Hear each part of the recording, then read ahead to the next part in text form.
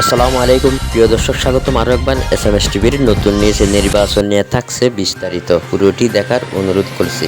প্রতীক বরাদ্দ পেলেন চট্টগ্রামের ১৬টি আসনের ১১১ জন প্রার্থী। কক্সবাজার এবং ৩ পার্বত্য জেলার প্রার্থীরাও পছন্দের প্রতীক পেয়েছেন। এবার প্রচারণা, গণসংযোগ তথা ভোটের লড়াইয়ে নেমে জয়ের প্রত্যাশায় প্রার্থীদের প্রত্যেকে। কেউ আচরণবিধি ভঙ্গ করলে কঠোর ব্যবস্থা গ্রহণের হুঁশিয়ারি দিয়েছেন রিটার্নিং কর্মকর্তা।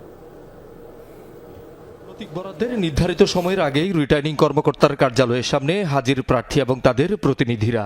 তবে এবার ৩ জনের বেশি কাউকে প্রবেশ করতে না দেয়ায় ভিড় ছিল কম।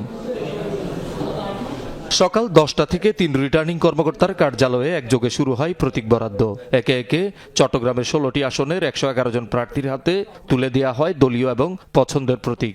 সব নিয়মকানুন পার করে আজকে আলহামদুলিল্লাহ আমি আমার প্রাণের প্রতীক, আমার অত্যন্ত কাঙ্ক্ষিত প্রতীক, আমাদের সকলের প্রিয় প্রতীক ধানের শীষের প্রতীক বরাদ্দের চিঠি পেয়েছি। এই প্রতীক উন্নয়নের প্রতীক, এই প্রতীক গণতন্ত্রের প্রতীক ধানের শীষ। মোটামুটিভাবে নির্বাচন পরিবেশটা ভালো। আমি আশা করছি একটা অবাধ, সুষ্ঠু, জনগণের প্রত্যাশিত একটা নির্বাচন হবে। দলীয় প্রার্থীর বাইরে চট্টগ্রামের 16টি আসনে এবার স্বতন্ত্র প্রার্থী 10 জন। এর বাইরে ছোট বড় সব দলের প্রার্থীরাও পছন্দের প্রতীক পেয়ে উচ্ছ্বসিত।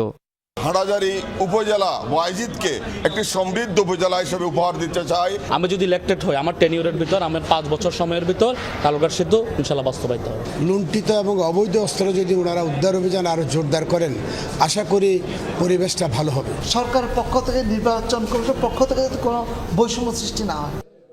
প্রতীক বরাদ্দের আগে প্রার্থীদের সামনে আচরণ বিধি তুলে ধরেন রিটার্নিং কর্মকর্তা।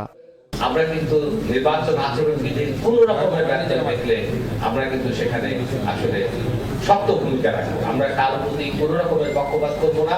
আপনারা কোনো ধরনের কোনো শোডাউন করতে পারবেন না, সেটা মোটরসাইকেল হোক, সেটা মাইক্রোবাস হোক, সেটা ট্রাক হোক, বাস হোক, লঞ্চ হোক, কোনো শোডাউন তারা করতে পারবে না, আমরা সেটা বলে দিয়েছি। রাঙামাটিতে 7 জন প্রার্থীকে প্রতীক বরাদ্দ দেওয়া হয়, এর মধ্যে একজন স্বতন্ত্র প্রার্থী।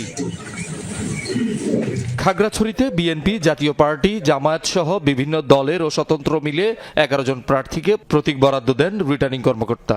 অস্ত্রধারীরা তাদের কেন্দ্রগুলো, তাদের অধ্যুষিত কেন্দ্রগুলো নিয়ন্ত্রণ করে গান পয়েন্টে। প্রশাসনকেও আরেকটু দায়িত্বশীলতা প্রশাসন যেন বাড়ায়। খাগড়াছড়িতে যে আর্মি প্রশাসন আছে তাদেরকে যদি মিএসটিসি পাওয়ার সহ দেওয়া হয়, সশস্ত্র গোষ্ঠী যারা আছেন তারা যাতে কোনো ধরনের প্রভাব বিস্তার করতে না পারে।